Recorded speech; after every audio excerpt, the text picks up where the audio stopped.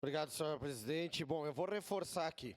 Cidades do interior aí da fronteira, a gente já sabe que vai ter 6, 7 viadutos que já estão com os projetos prontos e vai ter isso feito. Quem passa por Santa Maria sabe que se perde de tantos viadutos que tem dentro desse município que com certeza é muito menor que o nosso, e eu não tenho dúvida que eles precisam e eles mereçam disso. E eu invejo a coisa boa, para mim eu também quero. E enquanto a gente não fizer todos os investimentos possíveis na área do trânsito e da mobilidade, eu não posso votar um subsídio com tranquilidade.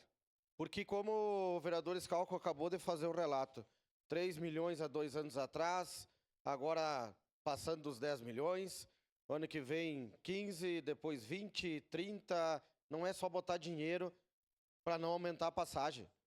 Nós temos que entender que é muito maior. Eu acabei de receber agora uma foto da Travessa São Marcos lá de novo. Está lá, entupida de carro. O congestionamento em Caxias do Sul é muito grande. Se nós não aplicarmos os investimentos necessários, não é somente vir aqui votar subsídio.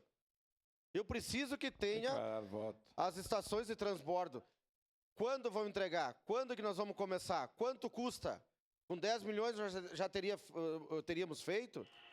E isso fica para a vida toda uma EPI. E o valor do subsídio é a cada ano a gente aumentando ainda mais. Então, eu não tenho dúvida que o transporte coletivo urbano é de extrema necessidade. Eu me lembro muito bem, porque moro perto da concessionária, quando teve aquela greve lá de um dia, ninguém mais andou em Caxias. Nós temos que incentivar? Claro que temos. Agora, não posso votar só em subsídio. Eu quero aqui estação de transbordo pronta, eu quero alternativas para desafogar o trânsito, viaduto, túnel, enfim, investimentos que eu possa entender que o dinheiro público depois seja bem gasto e não só votando subsídio. Obrigado, senhor presidente. Declaração de voto.